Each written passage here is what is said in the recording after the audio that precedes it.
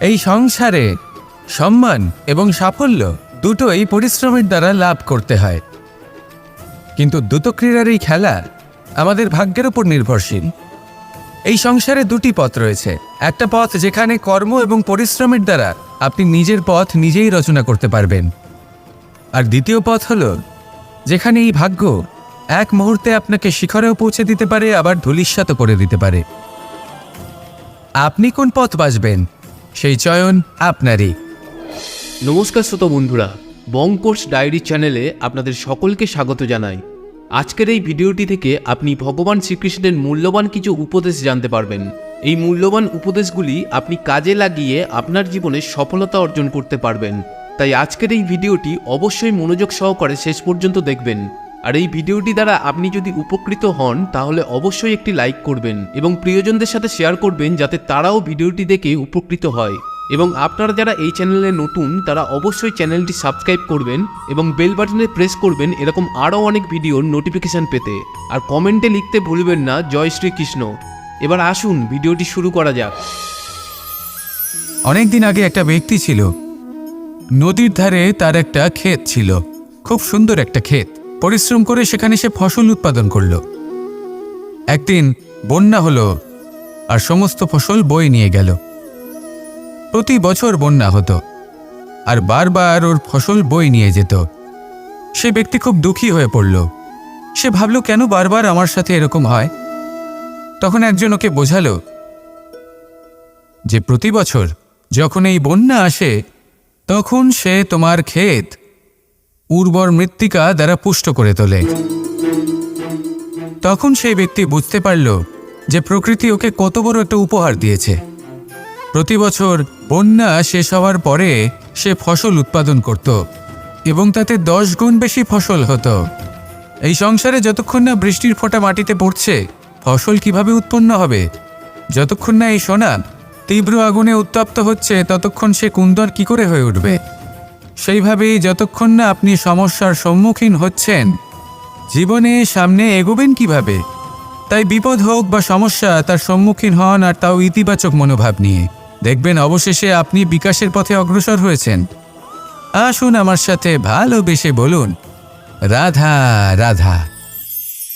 আমাদের জীবনে যখনই আমরা কোনো বড় দায়িত্বের সম্মুখীন হই তখন আমরা তার থেকে দূরে পালাই, আর এই অজুহাত দিই যে না না, এত বেশি ভার বহন করার যোগ্যতা আমার নেই, আমি করতেই পারবো না। দেখুন, এই সংসারে ভিন্ন ভিন্ন ধরনের গাছ আছে, ছোট গাছ, বড় গাছ, কিন্তু বটগাছের মতো বড় এবং নিবিড় গাছ আর একটাও নেই। সে নিঃস্বার্থভাবে এই সংসারকে সেবা করে যায়, ছায়া প্রদান করে, শীতলতা প্রদান করে। আর যখন এমন সময় আসে যখন তার ওপর বোঝা অত্যন্ত বেড়ে যায়, সে কিন্তু কোনোভাবেই ভেঙে পড়ে না। তখন সে নিজের নিঃস্বার্থ কর্মের ফল লাভ করে, সেই নিঃস্বার্থ কর্ম যা সে করেছে। তার দেহ থেকে ছোট ছোট ঝুড়ি বার হয় এবং তা কাণ্ডের আকার ধারণ করে। সেই কাণ্ড মাটির কাছে পৌঁছয় এবং তারপর তা বটগাছের সহায়ক হয়ে ওঠে। সে ভেঙে পড়ে যায় না। এইভাবে আপনিও জীবনে নিঃস্বার্থভাবে সবার সেবা করুন, ভালোবাসুন, সবাইকে সাহায্য করুন। যেদিন আপনার ওপর বোঝা অত্যন্ত বেড়ে যাবে সেদিন এই সব মানুষ আপনাকে সাহায্য করার জন্য আসবেন, আপনার শক্তি হয়ে উঠবেন, আর আপনি বটগাছের মতোই মহান এবং বিশাল হয়ে উঠবেন। আসুন আর আমার সাথে ভালোবেসে বলুন, রাধা রাধা। একদিকে হলো আঙুর আর অন্যদিকে কিশমিশ। দেখতে গেলে এই দুটোই সবারই খুব প্রিয়। শিশু হোক, যুবক হোক বা কোনো বৃদ্ধ ব্যক্তি হোক না কেন। আর দেখতে গেলে এই কিশমিশ এটা আঙুর থেকেই আসে, তারই অন্য একটি রূপ। কিন্তু কখনো হাটে যান আর গিয়ে জিজ্ঞেস করুন যে এই কিশমিশ আর আঙুর, এই দুইয়ের মধ্যে অধিক মূল্য কার? আপনিও নিশ্চয়ই জানবেন যে কিশমিশের মূল্য আঙুরের থেকে অনেক গুণ বেশি। এবার এরকম কেন হয়? এর পেছনে কি কারণ থাকতে পারে? একদিকে হলো সেই আঙুর যা টাটকা অবস্থায় গাছ থেকে পেড়ে খাওয়া যায়, আর অন্যদিকে হলো কিশমিশ যাকে মাসের পর মাস রোদে ফেলে রাখা হয়। একদিকে আঙুর, যা কিনা অত্যন্ত রসালো, আর কিশমিশে কোনো রসই নেই। একটি হলো অত্যন্ত কোমল এবং সুন্দর, অন্যটি অমসৃণ এবং তাতে বিন্দুমাত্র সৌন্দর্য নেই, তাও তার মূল্য বেশি। এইসব কেন হয়? এই কারণেই হয় কারণ সেই আঙুর অনেক মাস পর্যন্ত রোদ সহ্য করে থাকে, কষ্ট সহ্য করে থাকে, তবেই সেই আঙুর কিশমিশে পরিণত হয়। এবার জীবনের কড়া রোদ যাকে সহ্য করতে হয়, তার সাথেও এটাই হয়ে থাকে, তারও মূল্য আপনা থেকেই বৃদ্ধি পায়। আপনার জীবনে আপনার গুণ, আপনার প্রতিভা, তা অত্যন্ত গুরুত্বপূর্ণ। কিন্তু যখন আপনি অভিজ্ঞতা লাভ করেন, তখনই সেই অভিজ্ঞতা আপনার গুণ এবং প্রতিভাকে আরও অনেক বেশি শ্রেষ্ঠ করে তোলে। তাই জীবনের কঠোর রোদের মধ্যেও দাঁড়িয়ে থাকাটা শিখে নিন, সাহসের সাথে কঠিন পরিস্থিতির সম্মুখীন হওয়াটা শিখে নিন। ঠিক এইভাবেই অভিজ্ঞতা লাভ করতে হয়, আর এই অভিজ্ঞতা আপনার মূল্য বৃদ্ধি করতেই থাকবে, করতেই থাকবে। আর তখন এই মন প্রসন্ন হয়ে বলবে, রাধা রাধা। মানুষের জীবনে সবসময় কিছু না কিছু ঘটে চলেছে। কখনো ভালো কিছু ঘটে, আবার কখনো দুর্ঘটনা ঘটে। এবার যখনই কোনো দুর্ঘটনা ঘটে, মানুষ ঈশ্বরের কাছে প্রার্থনা করে যে, হে ঈশ্বর, আমাকে রক্ষা করুন, এই বিপদ থেকে আমাকে উদ্ধার করুন। বা সে সেই সমস্ত দোষ চাপিয়ে দেয় নিজের প্রারব্ধ, নিজের ভাগ্যের ওপর। কিন্তু যদি আপনি গভীরভাবে ভাবেন, তাহলে প্রত্যেক দুর্ঘটনা, বাধা এবং বিপদ আপনার জীবনে শুধু একটাই উদ্দেশ্য নিয়ে আসে, আপনাকে আরও যোগ্য করে তোলার জন্য। যদি আপনাদের একটা উদাহরণ দিই, বর্ষার ঋতুতে যখন প্রচণ্ড মাত্রায় বৃষ্টি পড়ে, ছাদ থেকে জল পড়তে থাকে, তখন আপনি নিশ্চিত করে নেন, স্থির করে নেন যে এবার আমি এই ছাদকে নতুন করে বানিয়ে তুলব, আরও শক্তিশালী বানিয়ে তুলব, আরও দৃঢ় বানাবো। আপনার জীবনে যখন কোনো অসুখ করে, তারপর আপনি জীবনে আরও সাবধানী হয়ে যান, আরও সতর্ক হয়ে যান, স্থির করে নেন যে এটা যেন দ্বিতীয়বার না হয়, ঠিক কিনা? এই বিপদ, এই দুর্ঘটনা, এই সংকট, এগুলো জীবনে আসবে আপনাকে আরও শ্রেষ্ঠ করে তোলার জন্য। এবার এটা আপনার ওপর, আপনি একে ভাগ্যের পরিহাস বলে মনে করবেন, নাকি ঈশ্বরের সংকেত মনে করবেন, যিনি আপনাকে আরও শ্রেষ্ঠ করে তুলতে চান। সিদ্ধান্ত আপনারই। আসুন আর আমার সাথে ভালোবেসে বলুন, রাধা রাধা। আমাদের মধ্যে বেশিরভাগ মানুষ কোনো না কোনো মহাশক্তির উপস্থিতিকে বিশ্বাস করেন। আমরা মনে করি যে এ হলো সেই মহাশক্তি যার প্রভাব, যার কৃপা চিরকাল আমাদের উপর বজায় থাকে। আমাদের কর্মের ওপর, কর্মফলের ওপর চিরকাল তার দৃষ্টি থাকে। আমাদের মধ্যে কেউ একে ঈশ্বর মনে করেন, কেউ বা প্রকৃতি মনে করেন, বা কেউ কোনো গৃহপালিত পশুর মধ্যে মহাশক্তির দর্শন লাভ করেন, বা কেউ কোনো বস্তুর মধ্যে। প্রত্যেকের নিজস্ব বিশ্বাস আছে, কিন্তু সেই শক্তির থেকে আশীর্বাদ লাভের জন্য বা কোনো ইচ্ছে পূরণের জন্য আমরা কখনো না কখনো মন্দিরে যাই। এই মন্দির শব্দের সূত্রপাত কিভাবে, আগে সেটা বুঝে নেওয়া যাক। মন্দির, এই শব্দের আরম্ভ হলো মনের দ্বারা। কিন্তু বেশিরভাগ মানুষ যখনই মন্দিরে যান কোনো ইচ্ছে পূরণের জন্য বা ইচ্ছে পূরণ হওয়ার পরে ধন্যবাদ দেওয়ার জন্য, তখন তিনি শুধুমাত্র শারীরিকভাবে সেখানে উপস্থিত থাকেন। তার মন তো সাংসারিক কাজের মধ্যেই ঘোরাফেরা করতে থাকে, তাই না? তাহলে বলুন, এর অর্থ কি? যদি আপনি মন্দিরে নিজের মনকেই না নিয়ে যান, তাহলে তার কী লাভ হবে? মন্দিরে গিয়ে নিজের মনকে ঈশ্বরের চরণে পূর্ণরূপে সমর্পণ করুন।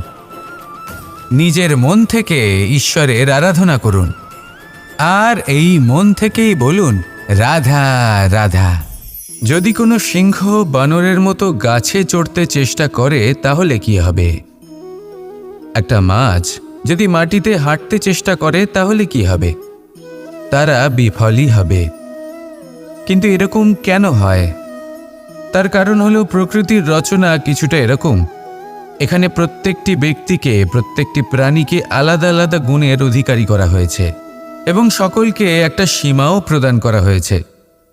এবার এই যে বৃক্ষ, পশু, পাখি, এদের মধ্যে সেই ক্ষমতাই নেই যে এরা নিজেদের যাচাই করতে পারবে, নিজেদের সীমাগুলো বুঝতে পারবে, নিজেদের সদ্গুণগুলো চিনতে পারবে। এরা সেটা করতে পারবে না। কিন্তু মানুষ তো আলাদা। মানুষের কাছে সেই বিশেষ শক্তি আছে যে তারা পূর্ণরূপে নিজেদের যাচাই করতে পারবে, নিজেকে পূর্ণরূপে বুঝতে পারবে, নিজের দোষ, নিজের অপগুণ, নিজের সদ্গুণ, নিজেদের সীমাগুলো তারা বুঝতে পারবে। আর এটা অত্যন্ত গুরুত্বপূর্ণ। কথায় আছে যে যদি সাফল্য লাভ করতে হয় তাহলে নিজেকে যাচাই করে নিতে হবে।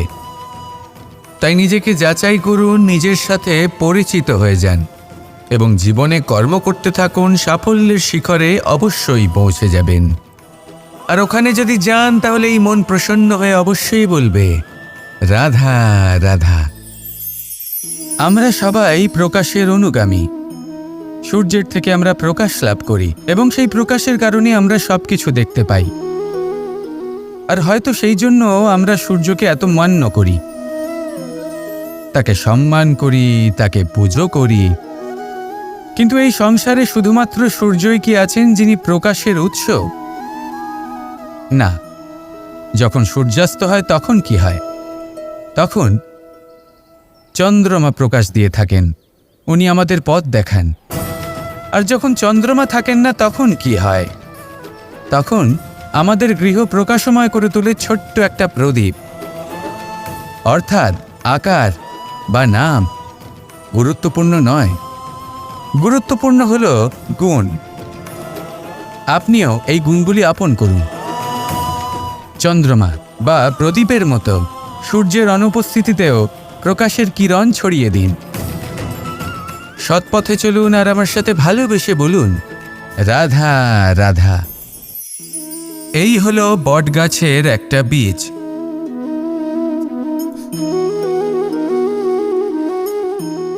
চলুন এটা রোপণ করা যাক, একটু জল দেওয়া যাক।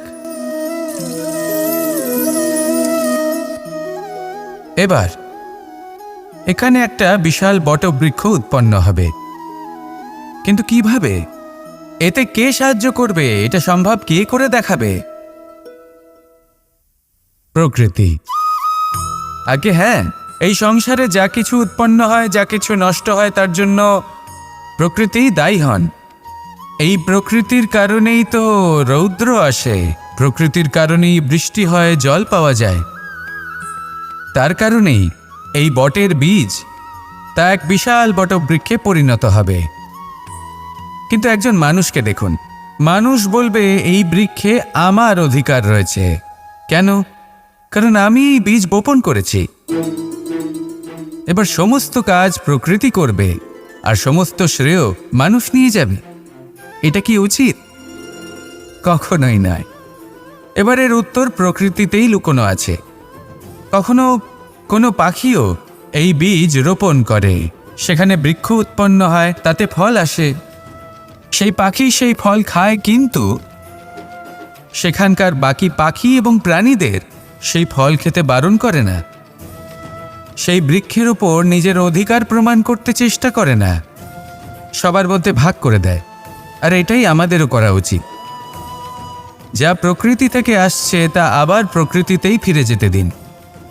এটা অত্যন্ত প্রয়োজনীয়। পাখিদের মতো হতে চেষ্টা করুন, তবেই আপনার এই মন আকাশে উড়তে থাকবে আর সুপ্রসন্ন হয়ে বলবে, রাধা রাধা।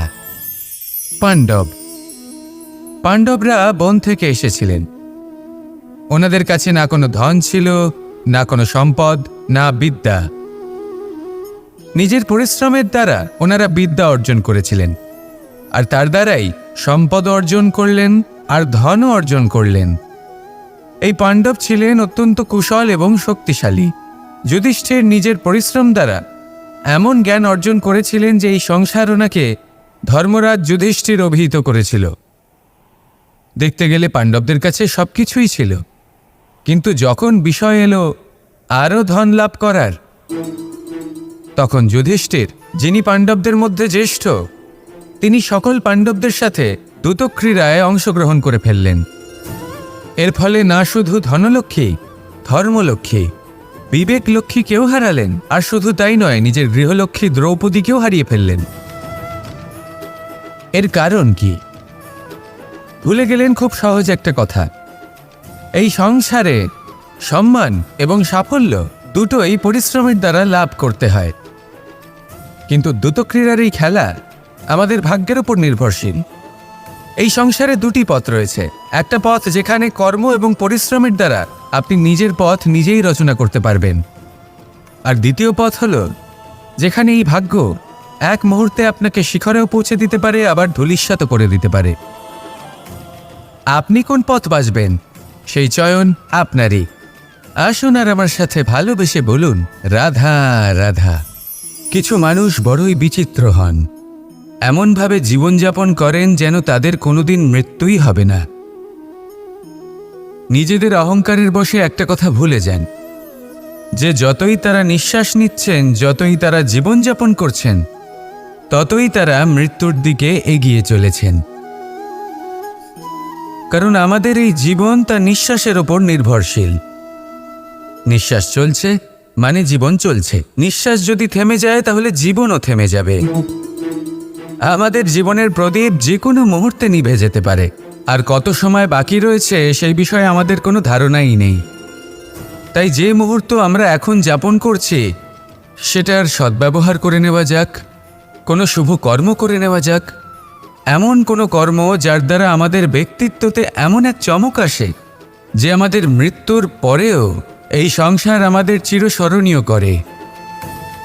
কারণ একটা কথা ঠিক, মৃত্যু হলো একটা অটল সত্য, তাকে মেনে নিতেই হবে, স্মরণীয় করে রাখতেই হবে।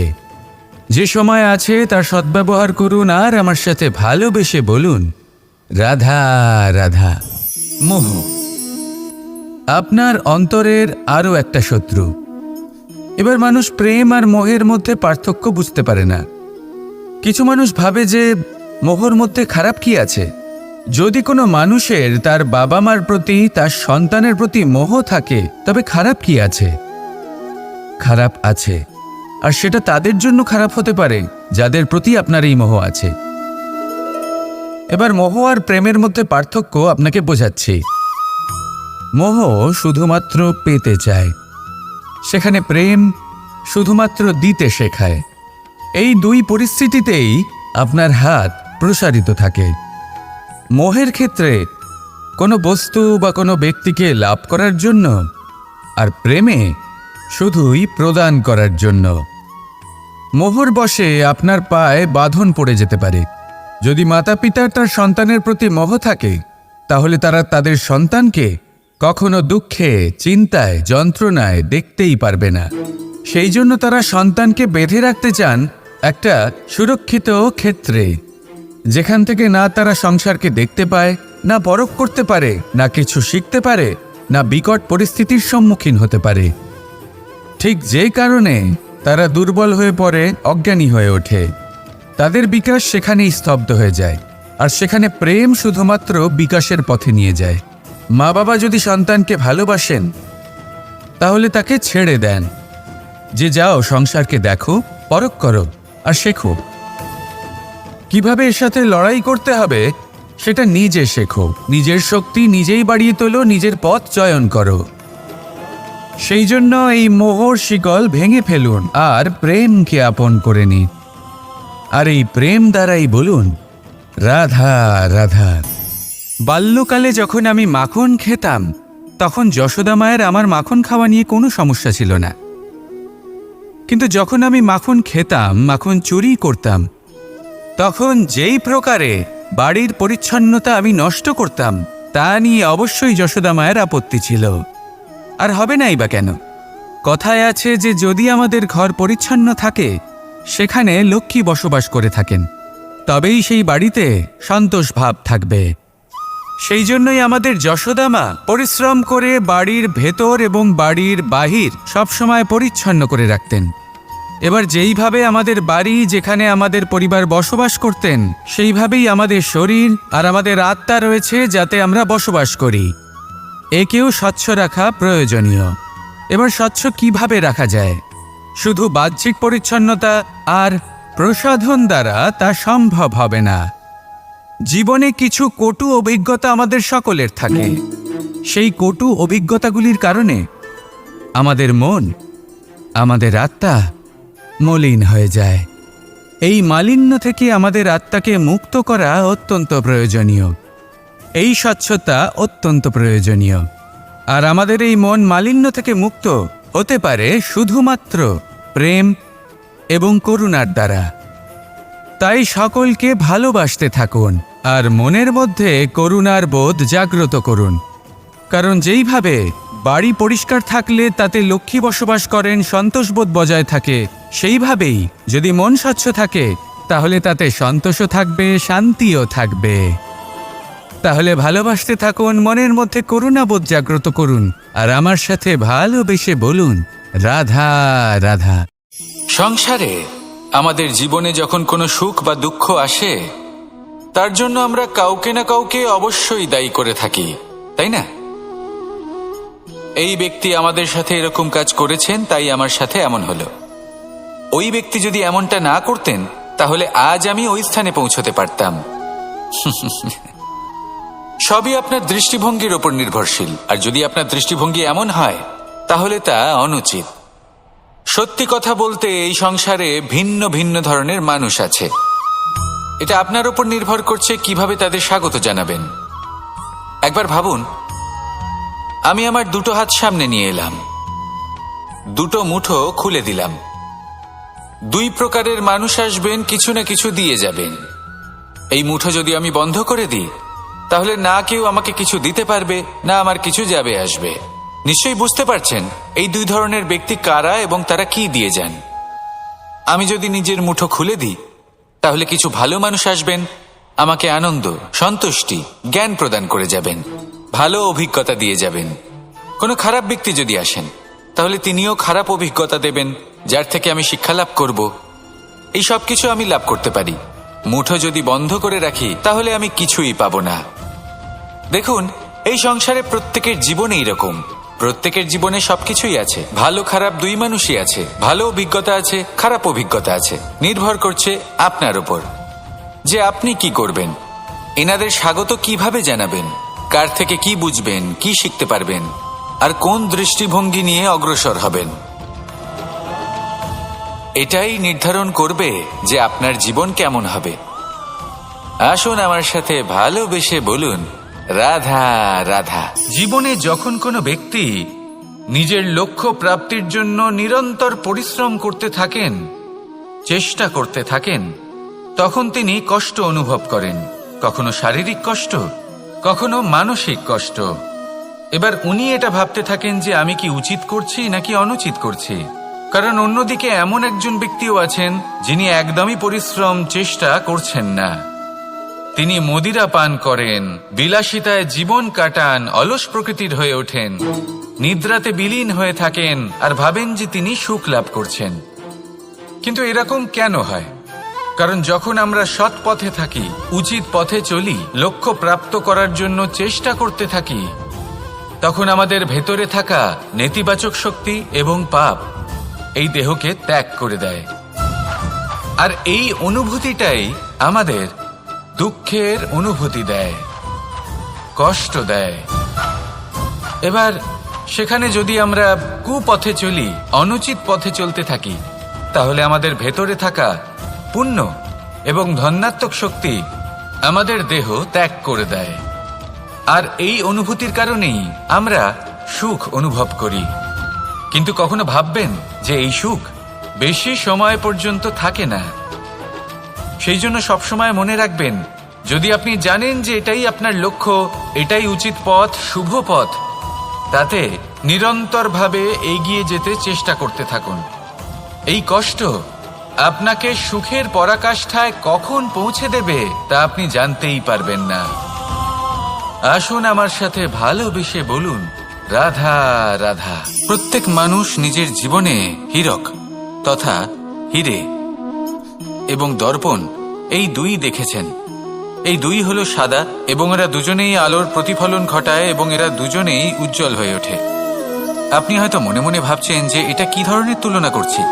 একটা হীরে তো রত্ন, তার মূল্য দর্পণের থেকে অনেক গুণ বেশি। কিন্তু হীরে থাকাতে দর্পণের মূল্য কিন্তু কোনো অংশে কমে যায় না, তাই না? মানুষ যখন হিরে নিজের হাতে নেয় তখন সবার আগে কি খোঁজে? দর্পণ, যাতে তার মধ্যে দিয়ে দেখে সে বুঝতে পারে যে সেই হিরে আদৌ তার শোভাবর্ধন করছে কিনা, তাকে ভালো দেখাচ্ছে কিনা, প্রসাধনের জন্য সেটা ব্যবহার করা ঠিক হবে কিনা। অর্থাৎ হীরের উপস্থিতিতে দর্পণের গুরুত্ব কম হলো না, দর্পণের কারণে হীরের মূল্য বোঝা গেল। আমাদের জীবনেও ঠিক এরকমই ঘটে। আপনারা যদি সংসারে নিজের আশেপাশে দেখেন, এমন অনেক মানুষ দেখতে পাবেন যারা নিজেদের ক্ষেত্রে মহান স্থানে পৌঁছেছেন, নিপুণ এবং শ্রেষ্ঠ হয়ে থাকেন, তাহলে নিজেকে ছোট মনে করবেন না। আসুন আর আমার সাথে ভালোবেসে বলুন, রাধা রাধা। মানুষ জন্মগ্রহণ করে, তার সাথে ভয়েরও জন্ম হয়। ছোটবেলা থেকেই আমাদের মনে কোনো না কোনো প্রকারের ভয় থেকেই যায়। কেউ এই বিষয়ে ভয় পায় যে তার কোনো বস্তু তার থেকে দূরে চলে যাবে, কেউ এই বিষয়ে ভয় পায় যে আমি নিজেকে হারিয়ে ফেলব, কেউ এই ভেবে ভয় পায় যে আমার প্রিয়জনেরা তারা যেন আমার থেকে দূরে না চলে যায়, কেউ এই ভেবে ভয় পায় যে আমরা যেন পথ না হারিয়ে ফেলি, আদি ইত্যাদি। কিন্তু সত্যি কথা বলতে ভেবে দেখুন, এই ভয় বাস্তবে কি? শুধুই একটা মনস্থিতি, আর কিছুই নয়। যা কিছু আপনি জীবনে পেয়েছেন তা একদিন আপনাকে হারাতে হবে। এই জীবন হলো আপনারই, কিন্তু তাও একদিন সমাপ্ত হবে। তাই ভয় পেয়ে কি লাভ? এই ভয় শুধু আপনাকে জীবন যাপন করা থেকে বাধা দিচ্ছে, আর কিচ্ছু নয়। পথ হারিয়ে ফেললেই বুঝতে পারবেন যে নতুন পথ কিভাবে বানাতে হয়। কিছু মানুষকে জীবন থেকে হারালে তবেই আপনি বুঝবেন যে আপনার আপনজনকে। এই ভয়ের কারণে ভীত হয়ে থাকবেন না। এই তারা নক্ষত্র অন্ধকারের অভাবে গুরুত্ব হারায়। শিবকেও মহাদেব হওয়ার জন্য বিষপান করতে হয়েছিল। প্রত্যেক পরিস্থিতি, প্রত্যেক সাফল্য আপনার পরীক্ষা নেবে, তাতে উত্তীর্ণ হওয়া হলো আপনার কর্ম। যখনই আপনি ভয় পাবেন বা সংকটের সম্মুখীন হবেন, তখন সাহসের সাথে তার সম্মুখীন হন। মনে রাখবেন, যে সম্মুখীন হতে জানে সাফল্য তার সাথে সবসময় থাকে। আসুন আর আমার সাথে ভালোবেসে বলুন, রাধা রাধা। এই সংসারে সব থেকে বেশি কোমল বস্তু হলো রেশম। এই রেশম এতটাই কোমল হয় যে এর পুরো একটা থান শুধুমাত্র একটা হাতে ধরা সম্ভব। কখনো ভেবে দেখেছেন এই রেশম কিভাবে হয়? একটি কীট তার লালার দ্বারা উৎপন্ন হয়। এই কীট সেই রেশমকে পাক দিতে থাকে, পাক দিতেই থাকে, আর আস্তে আস্তে তার মধ্যেই জড়িয়ে পড়ে। শেষে ওর এই সুন্দর অমূল্য সৃষ্টি রেশমের এই সুতো, তার নির্মাণ কার্য পূর্ণ হয়। কিন্তু তাতেই ও নিজে বন্দী হয়ে যায়। নিজেরই মায়াজালের এই বন্দী গৃহে নিজেই ফেঁসে যায়। এবার এই সুতোকে ব্যবহারযোগ্য করে তোলার জন্য এই কীটগুলিকে এই কবচের সাথেই ফুটন্ত জলে ফেলে দেওয়া হয়। এই সংসারে যদি আমাদের স্বপ্ন এই সংসারের দুঃখ হরণ করার জন্য, এই সংসারে সুখ বিতরণ করার জন্য হয়, তবেই আমাদের প্রগতি সম্ভব। যদি আমাদের এই স্বপ্ন শুধুই আমাদের এবং আমাদের স্বার্থ সিদ্ধির জন্য হয়, তাহলে এই স্বপ্ন আমাদের অন্ধ করে দেবে, আমাদের অন্ধকারের পথে নিয়ে যাবে, আর আমরাও সেই কীটের মতো হয়ে যাব। নিজেদেরই মায়াজালে আমরা নিজেই ফেঁসে যাব, আর শেষে আমরা যদি কিছু লাভ করি তা হবে একাকিত্ব, অন্ধকারময় মৃত্যু। তাই স্বপ্ন অবশ্যই দেখুন, কিন্তু এমনভাবে স্বপ্ন দেখবেন না যে তার এই বন্দিগৃহে আপনি নিজেই ফেঁসে গেলেন। স্বপ্ন দেখুন পরোপকারের, পরমার্থের, সবাইকে উদ্ধারের, অন্ধকারের নয়। তবেই কল্যাণ হবে, আর তবেই এই হৃদয় প্রসন্ন হয়ে বলবে, রাধা রাধা। মানুষ যখন এই সংসারে প্রবেশ করে, অর্থাৎ জন্মগ্রহণ করে, তখন নিশ্চিন্তে থাকে, আনন্দে থাকে। কিন্তু যেইমাত্র তার মধ্যে বোধশক্তি আসে, তখন সে চিন্তা করতে শুরু করে। চিন্তা ভবিষ্যতের, সেই সমস্ত বিষয় নিয়ে চিন্তা করে যা ওর হাতে নেই। তারপর বড় হয়, বিবাহ সম্পন্ন হয়, গৃহস্থ জীবন যাপন করে, তারপর আবার চিন্তায় মগ্ন হয়ে যায়। ভাবে, এই যে আমার পরিবার, আমি কি ঠিকমতো তার খেয়াল রাখতে পারছি? কাল যখন আমি এই সংসার থেকে চলে যাব তখন আমার এই পরিবারের দেখাশোনা কে করবে? শেষ পর্যন্ত এই পরিবার তো আমারই উত্তরদায়িত্ব। যাক, আপনাকে একটা প্রশ্ন করি। এই সংসারে আসার পূর্বে আপনি কি এই প্রশ্ন করেছিলেন, এটা ভেবেছিলেন যে আমাকে ছাড়া এই সংসার কিভাবে চলবে? করেননি, তাই তো? তাই আপনার এটা নিয়ে দুশ্চিন্তা করার প্রয়োজন নেই যে আপনি যখন এই সংসার ত্যাগ করে চলে যাবেন তখন কি হবে। আপনি যখন ছিলেন না তখনও এই সংসার চলছিল, আপনি যখন এই সংসার ত্যাগ করবেন তখনও এই সংসার চলতে থাকবে। যদি কোনো বিষয়ের প্রভাব থাকে তা হলো আপনার আজকের তথা বর্তমানের কর্ম, অর্থাৎ আজ আপনি কি করছেন, কার জন্য মঙ্গল করছেন, কাকে প্রেরণা দিচ্ছেন, কাকে সাহায্য করছেন, কোন উদাহরণ প্রস্তুত করছেন। আপনি এই সংসারে যে ছবি অঙ্কন করবেন সংসার সেটাই মনে রাখবে। তাহলে শুধু সৎকর্ম করুন, মঙ্গল করতে থাকুন, আর আমার সাথে ভালোবেসে বলুন রাধা রাধা। একবার একটা শেয়াল বনে বিচরণ করছিল। ও একটা ছোট্ট শাবক দেখতে পেল। ও ভাবলো আজ একেই আমি খাবার হিসেবে গ্রহণ করব। আশেপাশে দেখলো কেউ দেখছে না, তো কেউ ছিল না, আর সেই শাবকের ওপর আক্রমণ করল, যা হলো একটা ঘোর অপরাধ। বনের নিয়ম অনুসারে আপনি কখনোই শাবকের ওপর আক্রমণ করতে পারেন না। তারপর এই খবরটা যখন রাজা সিংহ জানতে পারলেন, সভার আয়োজন করলেন। কিন্তু সেখানে শেয়াল বলল, আমি তো এরকম কিছু করিনি। কিন্তু যদি আপনি এরকম বলেন, কোনো প্রমাণ দিন, এর কোনো সাক্ষী আছে? তখন রাজা সিংহ পেঁচাকে ডেকে পাঠালেন, যে সেই মুহূর্তে বৃক্ষের শাখার ওপর বসেছিল, সে সব কিছু দেখেছিল। পেঁচা সব সত্যি কথা বলল, আর শেয়ালকে মৃত্যুদণ্ড দেয়া হলো। এবার এই কাহিনী আমি আপনাকে কেন শোনালাম? কারণ মানুষও কখনো কখনো এরকম কর্ম করেন যা শিয়াল করেছে। এটা ভাবেন কেউ দেখছে না, যখন আমি অনুচিত কর্ম করতেই পারি। কিন্তু না, আপনি যাই করুন না কেন, কেউ না কেউ অবশ্যই তা দেখছে। কোনো ব্যক্তি না হলেও কোনো প্রাণী, না হলে কোনো যক্ষ বা দেব বা প্রেত। যদি এনারা কেউ না দেখেন, তাহলে ধরিত্রী মাতা দেখেন, যেখানে দাঁড়িয়ে আপনি সেই কর্ম করছেন, তাই না? তাই একটা কথা সবসময় মনে রাখবেন, কে দেখছেন কে দেখছেন না সেই বিষয়ে ভাবা ছেড়ে দিন। এটা খুব সহজ কথা। আপনি যদি উচিত কর্ম করেন, উচিত ফল পাবেন। যদি অনুচিত কর্ম করেন, তাহলে আপনি অনুচিত ফল অবশ্যই পাবেন।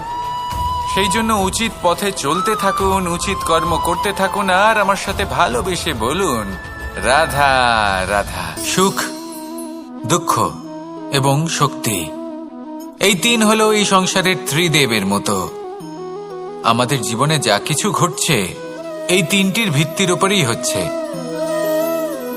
আসলে এই সংসারের একটা নিয়ম আছে, যখনই আপনি কিছু লাভ করেন, এই সংসার আপনার পরীক্ষা নেয়। এটা জানার জন্য আপনার পরীক্ষা নেয় যে আপনি যা কিছুই লাভ করেছেন, আপনি কি আদৌ সেটার যোগ্য কিনা। ঠিক সেইভাবেই এই সুখ, দুঃখ এবং শক্তি আপনার পরীক্ষা নিয়ে থাকে। যখন সুখ আসে, তখন সে আপনার পরীক্ষা নেয় যে আপনার মধ্যে অহংবোধ জাগ্রত হয়নি তো। যদি অহংবোধ চলে আসে, তাহলে সুখ সেখানেই সঙ্গ ত্যাগ করে। দুঃখ আপনার ধৈর্যের পরীক্ষা নিতে থাকে, আর যদি আপনার মধ্যে ধৈর্য না থাকে, তাহলে এটা আপনাকে আরো বেশি দুঃখের গভীর অন্ধকারে ঠেলে দেবে। সেখানে শক্তি পরীক্ষা নেয় আপনার বিনম্রতার। যদি আপনি বিনম্র না হন, তাহলে হয় এই শক্তি আপনার সঙ্গ ত্যাগ করবে, নয় এই শক্তি বিনম্রতার অভাবে আপনার পতনের কারণ হতে পারে। এই সংসারে যে কোনো ব্যক্তি যিনি এই পরীক্ষায় উত্তীর্ণ হয়ে থাকেন, এই জীবনে তিনি সাফল্য লাভ করেন।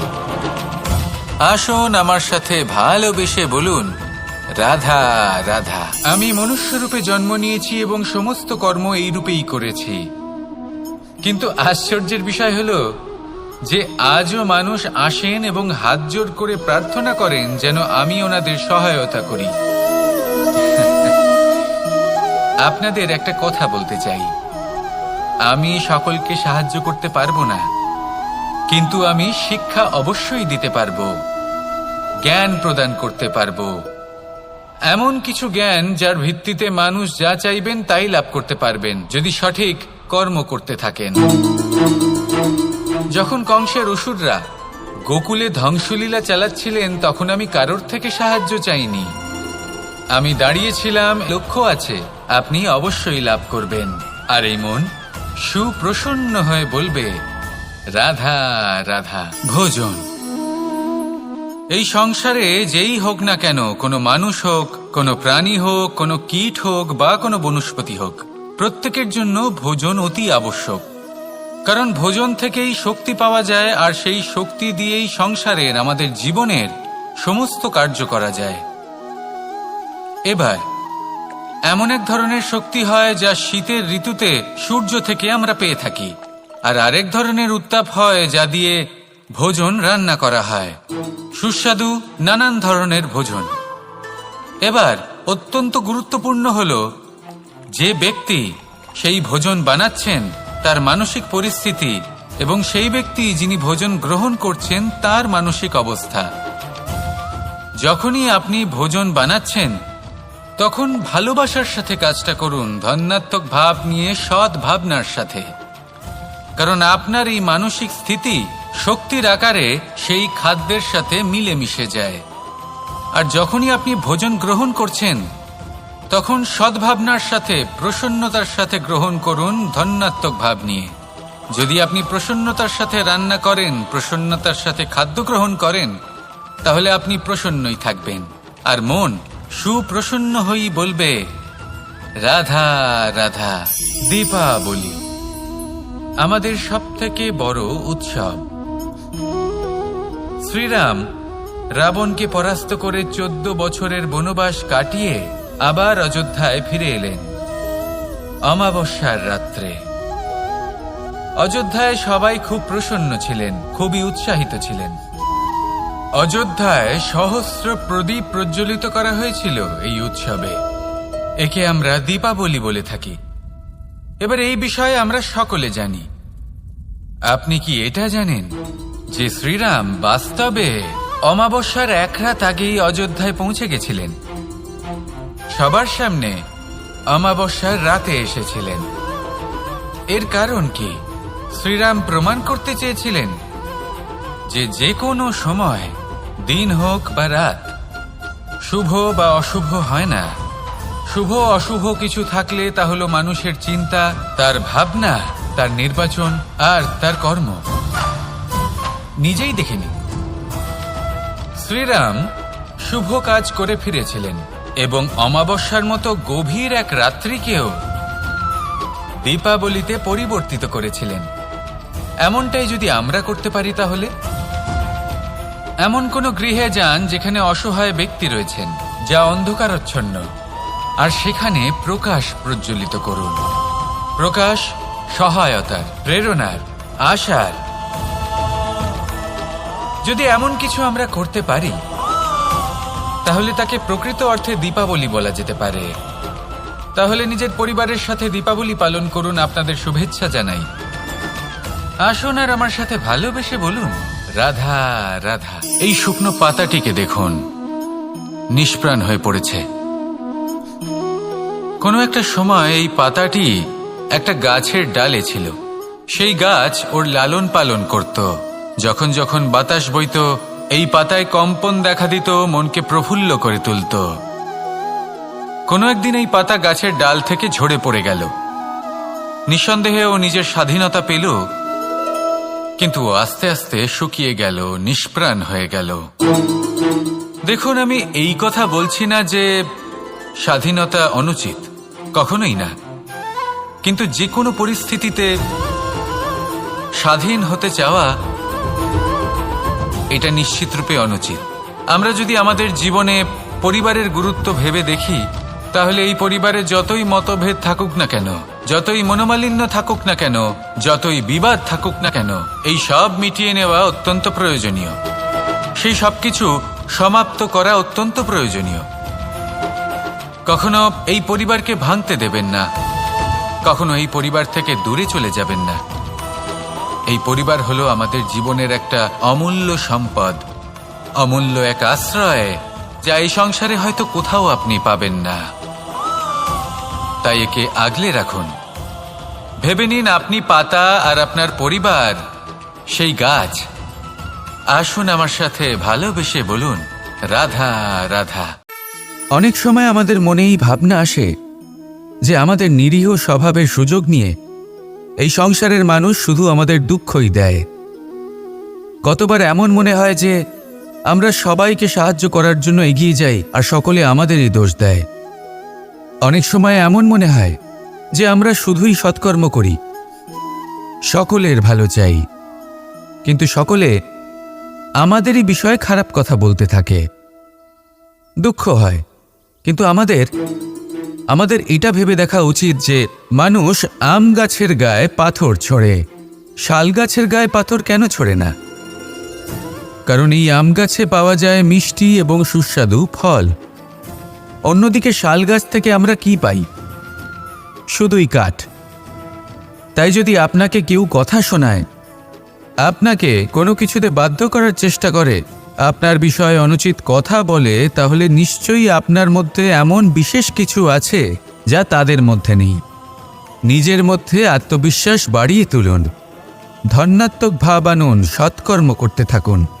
কোনো কটুতা এই মনে প্রবেশ করতে দেবেন না। এই মন সুপ্রসন্ন হয়ে বলবে, রাধা রাধা। খুব সুন্দর একটা কাহিনী আছে। একবার এক ব্যক্তি নিজের অসফলতার জন্য ত্রস্ত হয়ে সময় দেবতার তপস্যা করতে বসলেন। উনি তপস্যা করলেন এবং সময় দেবতা প্রসন্ন হলেন, মানুষের রূপ ধারণ করে ওনার সামনে প্রকট হলেন। এবার সেই ব্যক্তি ওনাকে জিজ্ঞেস করলেন যে কি এমন আছে যার জন্য আপনি বারবার জয়ী হন আর আমি চিরকাল পরাজিত হয়ে থাকি? কেন এত পরিশ্রম করা সত্ত্বেও আমি সাফল্য লাভ করতে পারি না? তখন সময় দেবতা উত্তর দিলেন, যে দিন হোক বা রাত, ঝড় হোক বা ভূমিকম্প, রোদ হোক বা বৃষ্টি হোক, সময়ের সূত্রপাত হোক বা প্রলয়, আমি থামি না, আমি চলতেই থাকি। আর সেই জন্য যিনি থেমে যান তিনি পরাজিত হন আর আমি জয়ী হই। এটাই আমাদের শিখতে হবে। জীবনে সবসময় চলতে থাকুন, কখনো থামবেন না। হ্যাঁ, কিছুক্ষণের জন্য বিরতি নিতে পারেন, বিশ্রাম করার জন্য, নিজেকে আরও সশক্ত করে তোলার জন্য, কিন্তু থেমে যাবেন না। নিরন্তর কর্ম করতে থাকুন, পরিশ্রম করতে থাকুন, তবেই এই সংসার আপনাকে মনে রাখবে। আসুন আমার সাথে ভালোবেসে বলুন, রাধা রাধা। আমাদের মধ্যে এমন অনেক মানুষ আছেন যারা বই পড়তে পছন্দ করেন। অনেক মানুষ আছেন যারা ভিন্ন ভিন্ন রকমের কাহিনী পড়েন। এবার পড়তে পড়তে মাঝে এমন একটা অধ্যায় অবশ্যই আসে যা আমাদের হৃদয় স্পর্শ করে যায়। আমরা হৃদয় যন্ত্রণা অনুভব করি, তাও আমরা সেই কাহিনী শেষ পর্যন্ত পড়ি এবং তখন আমরা বুঝতে পারি যে সেই যন্ত্রণাময় অধ্যায়টি কেন এসেছিল, তার থেকে আমরা কি শিক্ষা পেলাম এবং আমরা অবশেষে লক্ষ্যেও পৌঁছলাম। কিন্তু যদি সেই যন্ত্রণাদায়ক অধ্যায়টিতে আপনি থেমে যান, আপনি যদি এটা ভাবেন যে আমি আর পড়তে পারবো না, তাহলে আপনি জানতেও পারবেন না যে পরবর্তীতে কি হতে চলেছে। এই মন দুঃখে ভরে উঠবে, মনে প্রশ্ন আসতেই থাকে যার উত্তর আমরা পাই না, নিজেদের লক্ষ্য বুঝতেই পারি না। এইভাবেই আমাদের জীবনেও যদি এমন কিছু হয় যা অত্যন্ত দুঃখজনক, যদি এমন কোনো কঠিন অধ্যায় আপনার জীবনে আসে, থামবেন না। তাহলে আপনার জীবনের কাহিনীর একটি যন্ত্রণাদায়ক দুঃখজনক অধ্যায় মাত্র। শেষ পর্যন্ত এই কাহিনীতে টিকে থাকুন, কর্ম করতে থাকুন। আপনি বুঝতে পেরে যাবেন যে এই কঠিন পরিস্থিতি আপনার জীবনে কেন এসেছিল। আপনি শিক্ষাও লাভ করবেন এবং লক্ষ্যও লাভ করবেন। আসুন আমার সাথে ভালোবেসে বলুন, রাধা রাধা। সমুদ্র মন্থনের সময় দুই ধরনের রত্ন লাভ করা হয়েছিল। প্রথম হলাহল, যার প্রভাব থেকে এই সমস্ত সংসারের জীবের প্রাণ বাঁচানোর জন্য মহাদেব তাকে নিজের কণ্ঠে ধারণ করে নিয়েছিলেন। আর দ্বিতীয় অমৃত, যেটা কিঞ্চিত পরিমাণ মাত্রায় পাওয়া গেছিল। কখনো কখনো জীবনে এমন কোনো বস্তু যা আপনি প্রয়োজনের থেকেও অনেক বেশি মাত্রায় ভোগের জন্য লাভ করে থাকেন, তা আপনার জন্য বিষ প্রমাণিত হতে পারে। যেমন জল, প্রয়োজনের থেকে অনেক বেশি মাত্রায় যদি এই জল আসে তাহলে আপনার প্রাণ কাটতে পারে। কিন্তু পরিশ্রমের পরে এক পাত্র শীতল জল দ্বারা আপনি যদি স্নান করে নেন তাহলে তা আপনার শরীরের জন্য অমৃত হবে। পরিশ্রম করার পরে যদি আপনার শরীর এক পাত্র খাবার লাভ করে তাহলে তা আপনার শরীরের জন্য অমৃত। কিন্তু যদি কোনো পরিশ্রম না করেই আপনি দিনরাত শুধুই খাবার গ্রহণ করতে থাকেন তাহলে আপনার কাছে তা বিষ সমান। বিষ এবং অমৃত গ্রহণ করাটা আপনার উপরে নির্ভর করছে। কোনো বস্তু আপনার পক্ষে বিষও হতে পারে, আবার অমৃতও হতে পারে।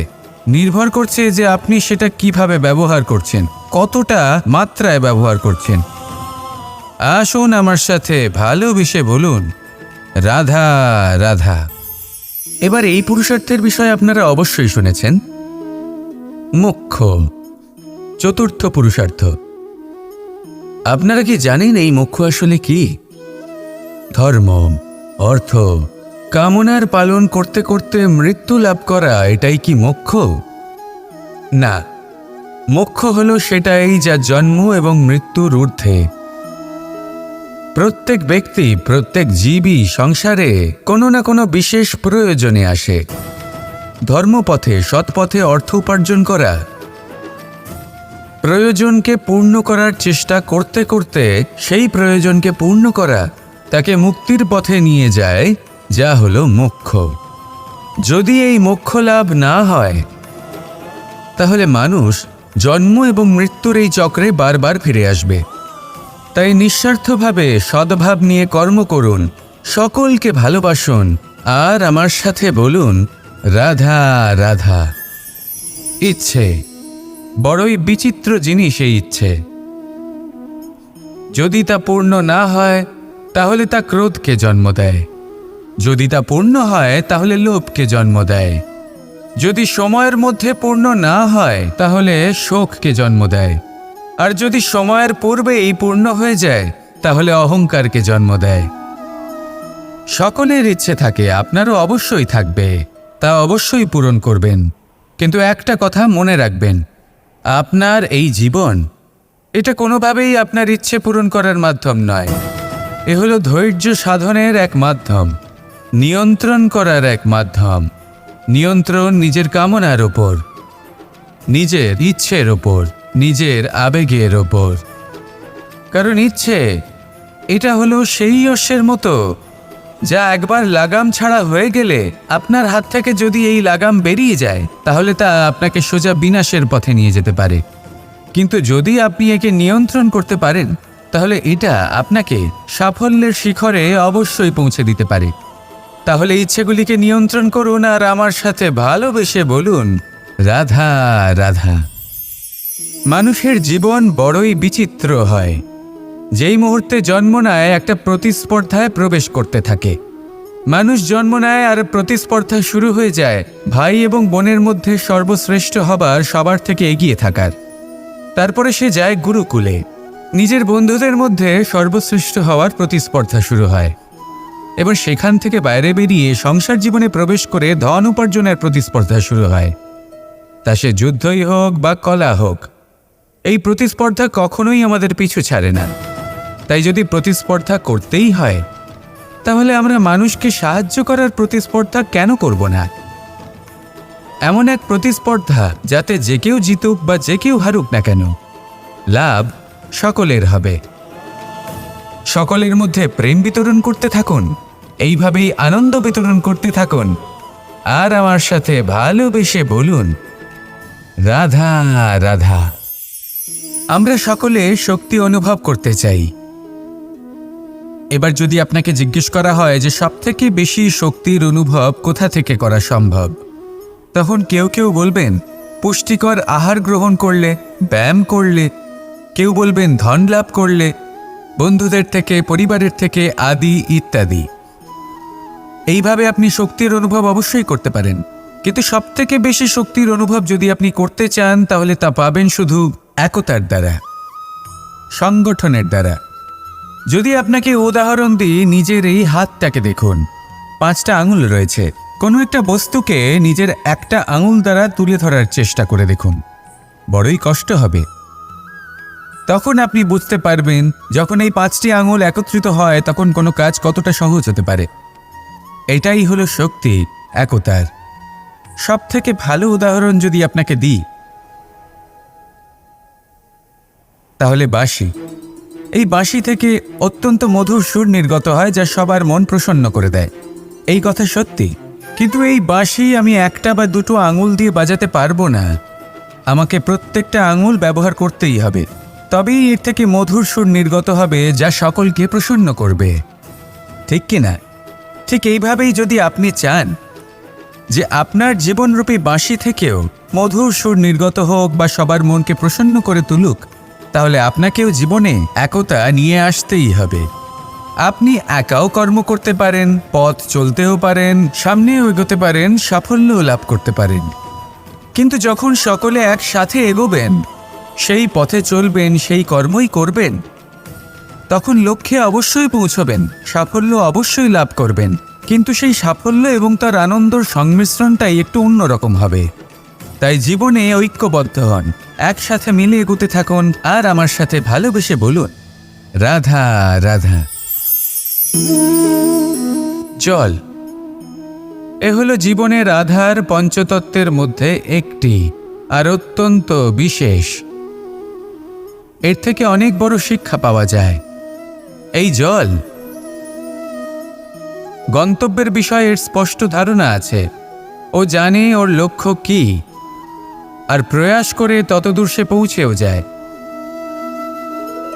এটি পর্বত থেকে বয়ে নিচে নেমে আসে, নদীর সাথে সমাহিত হয়ে তার সাথে বয়ে চলে, চিরসবুজ বনানী গড়ে তোলে, প্রাণীদের তৃষ্ণা নিবারণ করে, সামনে এগিয়ে চলে, মানুষের সাথে মিলিত হয়। যারা একে বাঁধের মধ্যে বেঁধে রাখতে চেষ্টা করে, সে বন্দি দশাতেও থেকে যায়, মানুষের কল্যাণ করে।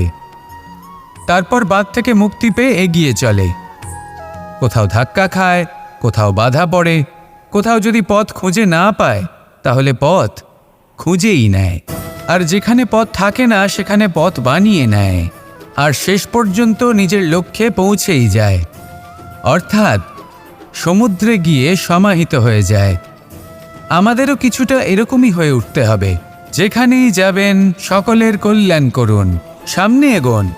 আপনি কোথাও পড়ে গেলে, ধাক্কা খেলে আঘাত লাগবেই, উত্থান পতন লেগেই থাকে। সামনে এগোতে থাকুন। কোথাও পথ না পেলে তা খুঁজে নিন, কোথাও পথ না থাকলে তা বানিয়ে নিন। নিজের গন্তব্যের কথা সবসময় মনে রাখুন। শেষ পর্যন্ত নিজের মোক্ষ লাভ আপনি অবশ্যই করবেন। আর আমার সাথে ভালোবেসে বলুন, রাধা রাধা।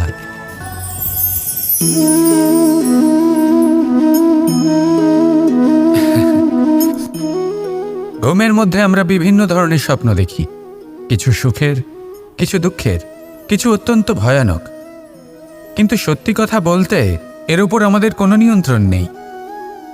কিন্তু আমি এমনও কিছু ব্যক্তিকে দেখেছি যারা খোলা চোখে স্বপ্ন দেখেন এবং তা যাপন করেন। নিজেদের একটা আলাদা স্বপ্ন নগরী আছে ওনাদের, সেখানেই জীবনযাপন করেন। আসল বাস্তবটা কি তাতে ওনাদের কিছুই যায় আসে না। এমন কিছু মানুষ আছেন যাদের কাছে বিন্দুমাত্র জ্ঞান নেই, সে না হয় ঠিক আছে, কিন্তু জ্ঞান এমনভাবে প্রদান করবেন যে মনে হবে সংসারের সমস্ত জ্ঞান তাদের কাছেই রয়েছে। এমন কিছু মানুষ আছেন যারা ভালোবাসতে জানেন না, আর তাও আমি মেনে নিলাম। কিন্তু কথা এমনভাবে বলবেন তাতে মনে হবে যেন প্রেমের বিষয়ে সবকিছু শুধুমাত্র ইনিই জানেন। এবার আমি এমন কথা অবশ্যই বলছি না যে আপনি এরকম করেন, কিন্তু যদি কোনো ব্যক্তি এরকম করেন, তাহলে তার এটা মাথায় রাখা উচিত যে সেই ব্যক্তি অন্য কারোর সাথে নয়, নিজের সাথে অনুচিত করছেন। কারণ এমন কাজ করে উনি নিজের দোষ, নিজের অপগুণ সংসারের কাছে নয়, নিজের কাছে লুকোচ্ছেন। আপনি যদি নিজেকে বুঝতে না পারেন, সম্পূর্ণরূপে নিজেকে আকলন না করেন, নিজের অপগুণ, নিজের দোষ পূর্ণরূপে না বুঝতে পারেন, তাহলে এটা কি করে বুঝবেন যে নিজেকে কিভাবে শুধরে নিতে হবে? আপনাকে নিজের সত্য স্বীকার করতেই হবে, তারপরেই আপনি নিজেকে পরিবর্তন করতে পারবেন। তাহলে স্বপ্নে নয় বাস্তবে বাঁচুন, আনন্দে বাঁচুন আর আমার সাথে ভালোবেসে বলুন রাধা রাধা। যতক্ষণ আমরা এই সংসারে জীবিত ততক্ষণ আমাদের সাথে সবকিছু থাকে। আমাদের ধন, সুখ স্বাচ্ছন্দ্য, আমাদের মিত্রগণ, আমাদের পরিবার, এই সমাজ, এই সব কিছু আমাদের সাথে থাকে। যেদিন আমরা এই সংসারকে ত্যাগ করব, এদের মধ্যে কেউ আমাদের সাথে যাবে না। না ধন, না স্বাচ্ছন্দ্য, না সম্পত্তি। এই সকল মানুষ, এই সমাজ, এরা শুধুমাত্রই শ্মশান পর্যন্ত আমাদের সাথে থাকতে পারবেন। তারপরে যদি আমাদের সাথে কিছু যেতে পারে তাহলে তা শুধুই আমাদের ধর্ম। আর এই সংসারে আমরা নিজেদের যে সুনাম রেখে যাই সেটা সম্ভব শুধুমাত্র কর্মের দ্বারা। সেই জন্য সংসারে যতদিন পর্যন্ত জীবিত আছেন, যদি কিছু অর্জন করতে চান তাহলে ধর্ম অর্জন করুন, ধর্মের বিষয়ে স্পষ্টতা অর্জন করুন এবং কর্ম অর্জন করুন। এটাই হবে আপনার অতীত এবং এটাই হবে আপনার ভবিষ্যৎ, এবং এটাই সকলকে প্রেরণা প্রদান করবে। আসুন আমার সাথে ভালোবেসে বলুন রাধা রাধা। বস্ত্র আমাদের সকলের প্রিয়, এটা আমাদের জীবনযাপনের জন্য প্রয়োজনীয়। আমরা সবসময় চেষ্টা করি সেই বস্ত্র পরতে যা পরলে আমাদের দেখতে ভালো লাগে। কিন্তু কখনো এই কথা ভেবে দেখেছেন যে কিছু বস্ত্র যদি স্বচ্ছ হয় তাহলে তা পুরনো হলেও দেখতে ভালো লাগে? ঠিক তেমনই যেমন কোনো খাবার যদি মশলাদার না হয়, অত্যন্ত সুস্বাদু নাও হয়, কিন্তু যদি তা গরম হয়, টাটকা হয়, তাহলে খেতে ভালোই লাগে। ঠিক সেইভাবেই যদি কোনো ব্যক্তি সুন্দর নাও হয় কিন্তু তার কথা খুবই মধুর হয়, তাহলে সেই ব্যক্তি সকলের প্রিয় হয়। কোনো ব্যক্তি যদি ধনবান নাও হন কিন্তু তিনি যদি গুণী হন তাহলে এই সংসারে সম্মান লাভ করেন। সেই জন্য কখনো এই বিষয়ে দুঃখ পাবেন না যে আপনার কাছে ভৌতিক স্বাচ্ছন্দ্য নেই। আপনার কাছে সবথেকে বড় বস্তু, সবথেকে মূল্যবান বস্তু যেটা আছে সেটা হলো আপনার আত্মা, আপনার মন, আপনার বিচারধারা, আপনার গুণ, আপনার কথা। এগুলো সবসময় শুভ রাখুন এবং সবসময় নিজের সাথে রাখুন। এই জীবন সফল হবে এবং প্রেমময় হয়ে বলে উঠবে রাধা রাধা।